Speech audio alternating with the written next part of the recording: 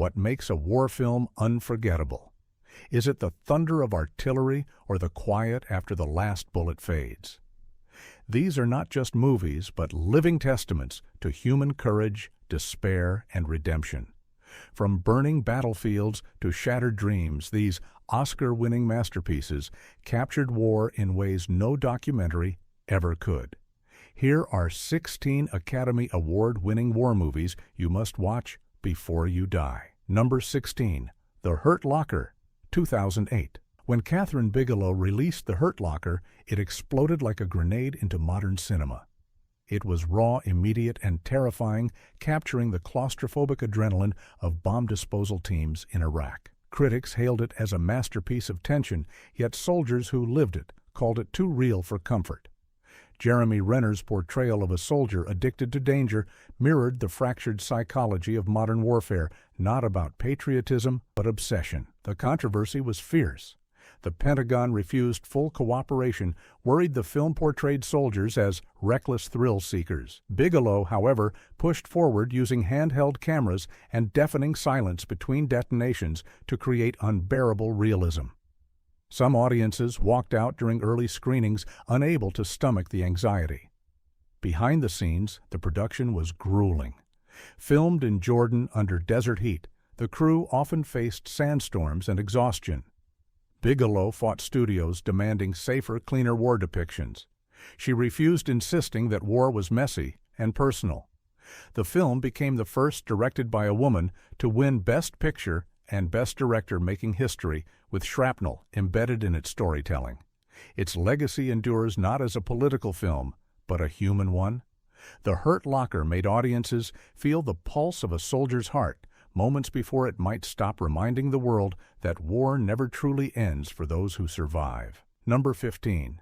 Saving Private Ryan, 1998. Few war movies changed cinema like Saving Private Ryan. From its opening at Omaha Beach, it redefined realism. The chaos of bullets tearing through water, the screams muted by shock, the grit in every frame. Steven Spielberg turned the Second World War into a sensory nightmare and an act of cinematic resurrection. When it premiered, veterans wept in silence. Some had to leave theaters, the trauma resurfacing after decades. Spielberg's use of desaturated color and handheld camera work blurred the line between documentary and fiction. Yet the controversy followed. Rumors claimed the violence was excessive, while others accused the film of glorifying sacrifice through spectacle. Behind the scenes, Tom Hanks and the cast endured a brutal boot camp run by real military instructors. They marched, ate, and trained like soldiers until exhaustion stripped away their Hollywood polish. Spielberg wanted truth, not performance. Every explosion was timed to the beat of fear. The Academy honored it with 5 Oscars, including Best Director and Best Cinematography. But the loss of Best Picture to Shakespeare in Love shocked Hollywood. It remains a cultural scar, a reminder that heroism is often born from chaos and brotherhood forged in the mud of history. Number 14, Hearts and Minds, 1974. Hearts and Minds did what few films dared during the Vietnam era. It questioned the very soul of America. Crafted as a documentary but structured like an autopsy, it laid bare the lies, propaganda, and pain behind a war that divided a nation. Directed by Peter Davis, the film juxtaposed smiling politicians with grieving families, American optimism with napalm horror. It shocked audiences with unflinching interviews from general soldiers and Vietnamese civilians. One chilling scene of a soldier describing death while laughing ignited public outrage. Supporters called it truth. Critics called it treason. Censors tried to block screenings, claiming it endangered national morale. The White House labeled it anti-patriotic, and some theaters refused to show it. But the Academy stood firm, awarding it Best Documentary Feature, sparking fury in Washington. Behind the camera, Davis faced threats and funding withdrawals. Studios wanted nothing to do with it. Yet he persisted, believing the camera itself was a weapon against silence. Hearts and Minds remains a haunting relic of conscience, a film that reminds us wars are not just fought abroad, but within every divided heart. Number 13. The Shop on Main Street, 1965. From Czechoslovakia came a story that whispered louder than bombs. The Shop on Main Street follows a timid carpenter forced to take over a Jewish woman's store during the Nazi occupation. It is not a film of battles, but of choices, small cowardices, and quiet complicity. When it won the Oscar for Best Foreign Language Film, the world noticed a shift. Eastern European cinema was no longer hiding behind propaganda. The film's portrayal of moral paralysis terrified both communist and Western governments. The idea that evil could thrive through obedience was more dangerous than any tank. Behind the scenes, the directors Jan Kadar and Elmar Kloss faced scrutiny from authorities who accused them of anti-socialist sentiment. The actress Ida Kaminska gave a heartbreaking performance as the elderly shopkeeper unaware of the doom approaching. Her final scenes were filmed in near silence. The crew reportedly wept behind the camera. The Shop on Main Street endures as a warning. It reminds us that war is not only fought with guns, but with silent compliance and the moments when good people look away. It earned its Oscar not for spectacle, but for truth whispered through trembling lips. Number 12.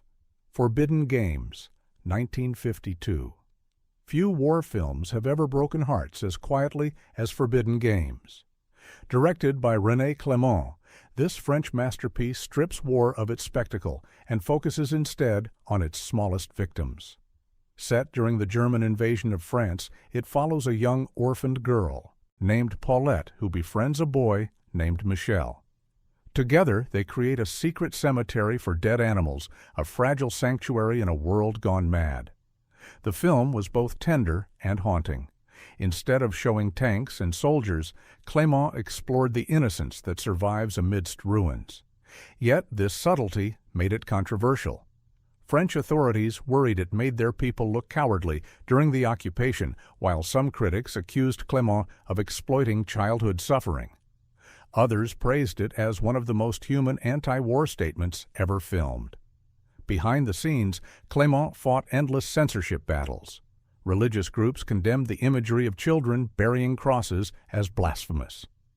The film was even briefly banned from certain regions of France, but international audiences saw through the noise, recognizing its emotional truth. At the Venice Film Festival, it received a standing ovation that lasted over 10 minutes. When it won the Academy Award for Best Foreign Language Film, it solidified its place in history.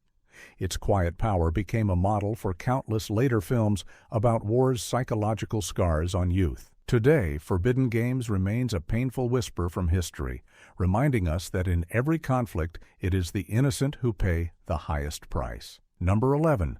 Gone with the Wind, 1939. Gone with the Wind is more than a movie. It is a cinematic empire built on romance, ruin, and reinvention. When it premiered, audiences lined streets for blocks, its 4-hour saga transporting Depression-era America into a vision of the Civil War that was both mythic and melodramatic. Vivian Lee's Scarlett O'Hara became an icon of survival, while Clark Gable's Rhett Butler redefined masculine charm. The film's burning of Atlanta was unlike anything ever filmed, its fiery glow lighting up not just the South, but Hollywood itself. Yet behind its grandeur lay deep controversy. Critics and civil rights groups condemned its nostalgic view of the antebellum South. The portrayal of enslaved people drew anger and debate, even at its release. But it also broke barriers. Hattie McDaniel, who played Mammy, became the first black performer to win an Oscar, though she was forced to sit separately from her co-stars at the ceremony. The production was chaotic. Multiple directors came and went, and producer David O. Selznick famously pushed the cast to exhaustion. Despite the turmoil, Gone with the Wind won 8 Academy Awards, including Best Picture and Best Actress. It became the highest-grossing film of its time. Its legacy is complex, a collision between myth and memory. For some, it remains a monument to Hollywood ambition. For others, a reminder of how storytelling can both reflect and distort history. But one truth endures. It is a film born from the ashes of war and obsession with the idea of survival itself. Number 10. Casablanca, 1942. Casablanca is not only one of the greatest war films ever made, it is one of the greatest films ever made, period. Born from chaos and rewritten daily during production, it captured the moral confusion of a world at war. Set in a Moroccan nightclub where refugees drift between hope and despair, the film follows Rick Blaine, a cynical American who hides a broken heart beneath his cool exterior. When his former lover Ilsa walks in with her resistance leader husband, the world of neutrality crumbles into sacrifice. Behind its romance lay propaganda. Released in the middle of World War II, Casablanca was meant to inspire American audiences to support the war. But something unexpected happened. The film transcended its purpose, becoming a timeless story of love, duty, and redemption. Its production was as unpredictable as war itself. Writers were still finishing the ending while the cameras rolled. Humphrey Bogart reportedly did not know how his character's story would end until the final week. Yet from that uncertainty came magic. Casablanca won 3 Oscars, including Best Picture, Best Director, and Best Screenplay. Its legacy only grew stronger with time. Its dialogue entered history books. Its final scene on the foggy runway became one of cinema's defining moments. Casablanca reminds us that even in war, humanity clings to love, to hope, and to the small heroic act of doing the right thing when the world has lost its way. Number 9. Platoon, 1986. Oliver Stone's Platoon hit theaters like an emotional minefield. For the first time in mainstream American cinema, a Vietnam veteran was not a character, but the storyteller.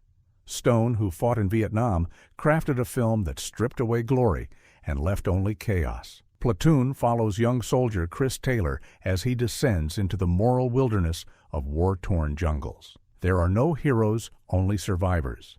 The tension between Sergeant Elias and Sergeant Barnes mirrors the battle for the soldier's soul, mercy versus madness. When the film premiered, critics called it both devastating and necessary. Veterans saw their own trauma reflected on screen for the first time. Yet controversy followed. The military objected to its portrayal of soldiers committing atrocities. Some called it anti-American propaganda, while others hailed it as a brutal act of honesty. Production was agony. Shot in the Philippines under relentless rain, the cast trained like real soldiers sleeping in the jungle and enduring exhaustion. Stone demanded authenticity, forcing his actors to crawl through mud with live explosives detonating nearby. Platoon won 4 Academy Awards, including Best Picture and Best Director, making Oliver Stone the first Vietnam veteran to win Hollywood's highest honor. Its impact was permanent, redefining how war stories could be told. It did not romanticize conflict, it exposed its infection. Platoon left audiences stunned, reminding them that war's true battle is not fought between nations, but within the human soul. Number 8. The Deer Hunter, 1978. The Deer Hunter was not just a film about Vietnam, it was a film about America losing its soul. Directed by Michael Cimino, it followed a group of steel workers from Pennsylvania whose lives were torn apart by the war. At first, it felt like a story of friendship and hunting in small-town America. But as the story shifted to the jungles and prison camps of Vietnam, it turned into a nightmare of survival guilt and fractured identity. The film's most infamous scenes involving Russian roulette shocked audiences worldwide. Many viewers believed such atrocities never happened, accusing Cimino of exaggeration. Yet the director insisted it was symbolic, a metaphor for the randomness of war and the destruction of innocence. The controversy only made the film stronger. Behind the camera, Cimino's perfectionism became legendary. The production ran over budget and behind schedule. Actors were pushed to their emotional limits. Robert De Niro and Christopher Walken delivered performances so raw they blurred the line between acting and trauma. Walken's haunted expression in the final act earned him the Oscar for Best Supporting Actor. When The Deer Hunter won Best Picture and Best Director, it was hailed as a turning point in cinema's treatment of the Vietnam War. It was not patriotic, it was not apologetic, it was simply honest. Its closing scene, where survivors sing "God Bless America," felt less like celebration and more like mourning, a quiet prayer for everything the war had taken. Number 7. Apocalypse Now, 1979. Apocalypse Now is madness turned into art. Francis Ford Coppola's Vietnam epic began as an adaptation of Joseph Conrad's Heart of Darkness, but became something far more surreal, a descent into insanity filmed inside real chaos. The production itself became as infamous as the war it depicted. Filmed in the Philippines under typhoons and illness, the set nearly collapsed. Coppola mortgaged his home to keep shooting. Marlon Brando arrived overweight and unprepared, forcing the director to rewrite the script on the spot. Martin Sheen suffered a near-fatal heart attack during filming. Crew members later said they lived the war instead of recreating it. The movie's hallucinatory journey down the Nung River mirrored Coppola's own breakdown. From Robert Duvall's unforgettable line about the smell of napalm to the haunting climax in Colonel Kurtz's lair, every frame pulsed with fevered intensity. When it finally premiered, critics were stunned, calling it both brilliant and terrifying. Apocalypse Now won Oscars for Best Cinematography and Best Sound, but its true victory was cultural. It became the ultimate vision of war as psychological apocalypse, where the line between sanity and savagery disappears. Coppola later said his film wasn't about Vietnam, but about the war inside all of us, and decades later it still feels like a dream that refuses to end. Number 6. Barry Lyndon, 1975. Stanley Kubrick's Barry Lyndon stands apart from every other war movie because its violence is wrapped in elegance. Adapted from William Makepeace Thackeray's novel, it tells the story of an Irish rogue who climbs the social ladder during the Napoleonic Wars only to fall from grace. It is both a war epic and a study of vanity, greed, and human fragility. Audiences at first didn't know what to make of it. The pacing was glacial, the dialogue sparse, and every frame looked like an oil painting. But that was Kubrick's design. He wanted war not through chaos, but through detachment, to show how ambition and class could destroy lives as efficiently as any musket. Behind the scenes, Kubrick's pursuit of perfection bordered on obsession. He shot scenes using only candlelight with newly developed NASA lenses, creating a painterly glow unmatched in cinema. Actors performed endless takes, often without knowing what emotion he wanted. Yet when the film won 4 Oscars, including Best Cinematography and Best Art Direction, critics finally understood. Kubrick had created a moving canvas of empire and decay. Barry Lyndon's legacy grew with time. It influenced directors from Martin Scorsese to Ridley Scott, who called it a visual Bible. Beneath its beauty lies tragedy, the quiet realization that war and ambition always march together, and that power gained through violence always ends in silence. Number 5. Judgment at Nuremberg, 1961. Judgment at Nuremberg is one of the most daring courtroom dramas ever filmed. Set after the fall of Nazi Germany, it follows American judges presiding over war crimes, trials in a shattered world, still grappling with guilt.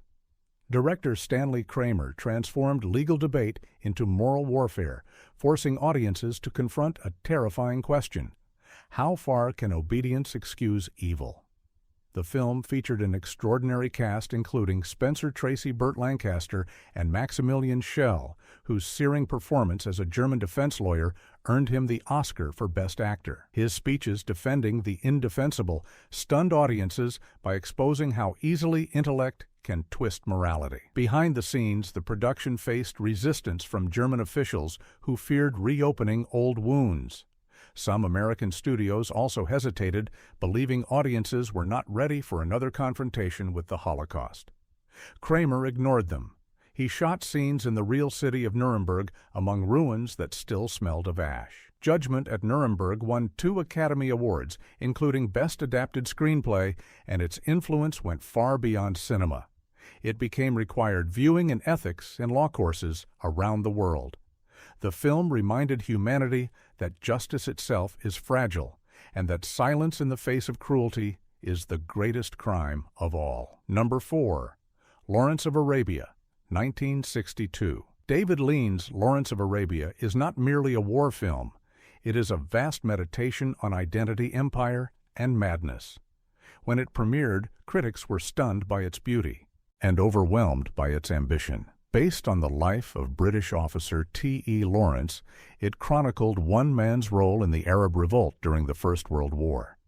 Yet beneath its golden deserts and heroic vistas lay a story of loneliness and psychological collapse.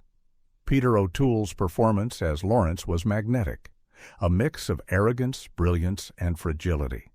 His piercing blue eyes became symbols of a man torn between cultures and causes. But the film's greatness also came from Lean's direction. Every frame looked carved from sunlight. Every horizon seemed to stretch toward destiny. The desert itself became a living character, beautiful yet merciless. The production was epic in every sense. Shot in Jordan and Spain, it faced endless delays, heat waves, and logistical chaos. Actors fainted under the desert sun. Equipment broke down mid-shoot. Lean demanded precision sometimes, spending days to capture a single scene. The studio panicked over costs, calling it a disaster in the making. But Lean refused to compromise. When Lawrence of Arabia finally premiered, it was hailed as a triumph. It won 7 Oscars, including Best Picture and Best Director. Yet its reception was complex. Some historians accused it of glorifying imperialism, while others saw it as a portrait of hubris and alienation. Today, it stands as one of cinema's purest visual experiences. A reminder that war is not only fought on battlefields, but within the human heart. Lawrence's journey through the desert remains timeless, a mirage of power, pride, and pain. Number 3. The Bridge on the River Kwai, 1957. The Bridge on the River Kwai is a film about pride madness and the twisted logic of war. Directed by David Lean, it told the story of British prisoners of war forced by the Japanese to build a bridge in the Burmese jungle. What began as a tale of survival became a meditation on obsession, as one man's devotion to discipline led him to aid his enemies. Alec Guinness delivered one of cinema's greatest performances as Colonel Nicholson, a man so devoted to the rules of war that he loses sight of morality. His insistence on building the perfect bridge, even for the enemy, turned him into both hero and villain. The tension between duty and sanity made the film unforgettable. Behind the scenes, the production was brutal. Filmed in the jungles of Sri Lanka, the heat was suffocating the insects, relentless. Lean clashed constantly with actors and crew over his perfectionist methods. At one point, the bridge constructed for the film collapsed prematurely, forcing the team to rebuild it from scratch. The studio nearly abandoned the project, but Lean pressed on, determined to capture the madness of men consumed by purpose. The Bridge on the River Kwai swept the Oscars, winning 7 awards, including Best Picture, Best Director, and Best Actor. Its haunting whistle tune became instantly iconic. Yet its legacy goes beyond trophies. It remains a tragic study of human contradiction, how the very virtues of honor and discipline can become instruments of destruction. The final explosion is not just the destruction of a bridge, but of reason itself. Number 2. The Best Years of Our Lives, 1946. When soldiers returned home after the Second World War, America wanted stories of triumph.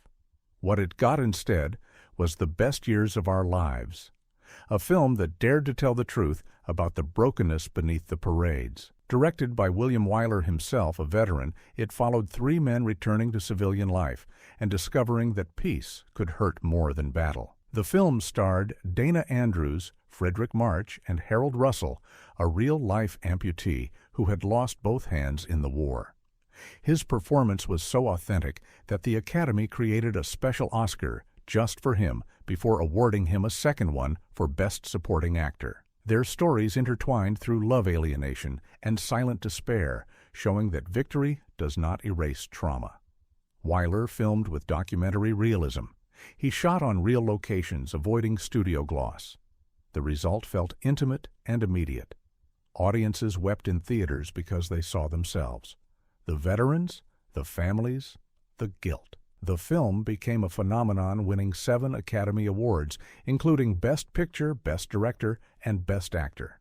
Behind the curtain, the production faced resistance from studios that feared its somber tone. Wyler refused to make it cheerful. He wanted to honor the wounded and the forgotten. The Best Years of Our Lives remains a masterpiece of empathy. A war film without battlefields where the conflict is waged in kitchens, bars, and bedrooms. It asks what happens after the guns go silent, and the answer still echoes across generations. Number 1. All Quiet on the Western Front, 1930. All Quiet on the Western Front was one of the earliest and most devastating anti-war films ever made.